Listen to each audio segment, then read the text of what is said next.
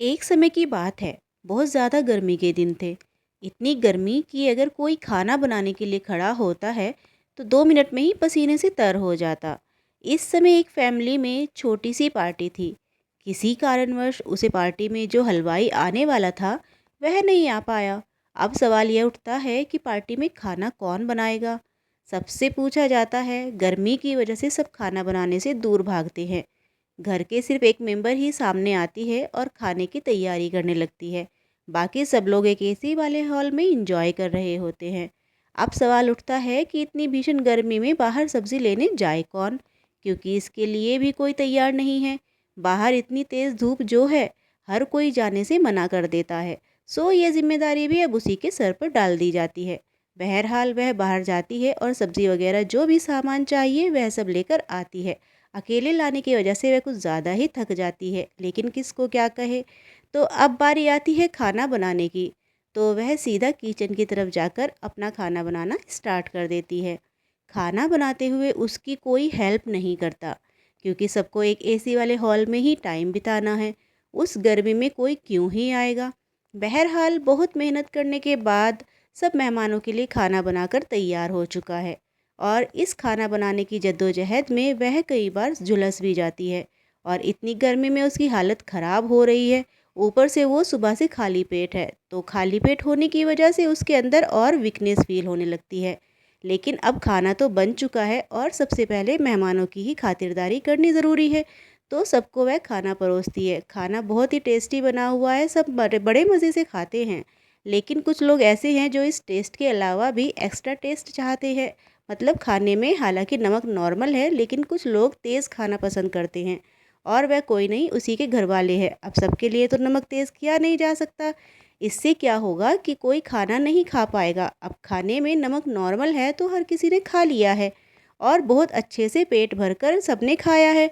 लेकिन जिनको नमक तेज़ चाहिए था उन्होंने बहुत मुंह बनाया और कहा कि उसने जानबूझकर खाना खराब किया है ताकि हम खा ना पाए।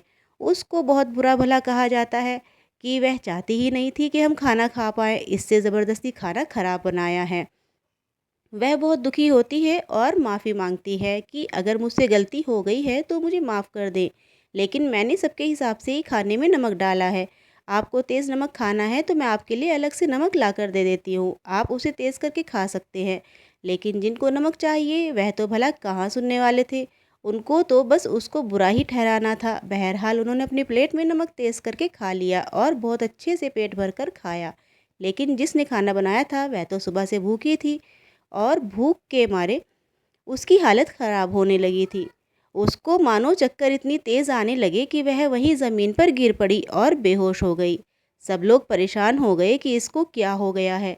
लेकिन उसके जो घरवाले थे जिनको नमक तेज़ चाहिए था, उन्हीं घरवालों ने बोला कि ये सब इसका ड्रामा है। यह सिर्फ हमसे सिंपैथी लेने के लिए यह सब ड्रामा कर रही है। लोगों ने कहा कि नहीं, इसकी तबीयत ख़राब है। तो उन्होंने उसकी बात को काटते हुए कहा, आप लोग हमसे ज़्यादा नहीं जानते हैं इसको। हम इसका यह ड्रामा डेली देखते हैं। तो जब घर वालों ने ही ऐसी बात बोल दी तो बाहर वाले भी क्या ही करते। वह भी उनकी बातों को सच मान लेते हैं। लेकिन बात वहीं ख़त्म नहीं होती है। वह घर वाले बोलते हैं कि अगर इसकी सच में ही तबीयत खराब हुई है तो इसमें इसी के कर्मों का फल है। इसने जानबूझकर खाना खराब बनाया जो इसके कर्मों के सामने आया, और उन्हीं कर्मों की सज़ा ये भुगत रही है। वह वहाँ पड़ी हुई तड़पती रहती है, लेकिन घर वालों के मुंह बंद नहीं होते कि यह इसके ही कर्मों का फल है और अपने कर्मों की सज़ा यह भुगत रही है। तो इसको करने दो, इसके कर्म खराब हैं तभी तो यह भुगत रही है, नहीं तो गर्मी सबके लिए है। अगर हमारे कर्म खराब होते तो हम भी परेशान होते, हम भी तो बीमार होते। लेकिन हम बीमार नहीं हुए हैं क्योंकि हमारे कर्म अच्छे हैं, और इसके कर्म बुरे हैं तो इसीलिए ये ऐसे तड़प रही है। तो अब सवाल यह उठता है कि क्या यह सच में ही उसके कर्मों का फल था, या फिर उसकी तबीयत सच में ख़राब हुई थी, या फिर वह खुद ड्रामा कर रही थी, या फिर उसने जो खाना बनाया था वह जानबूझकर सबके लिए ख़राब बनाया था, जिससे ऊपर वाले ने उसको कर्मों के फल के रूप में बीमार करके मूर्छित कर दिया था। आप लोग इस सवाल का जवाब दें कि आप लोगों की इसमें क्या राय है। क्या सच में यह उसके कर्मों का फल है, या घर वालों की कहीं गलती है, या फिर उसको ऐसे ही भुगतते रहना चाहिए।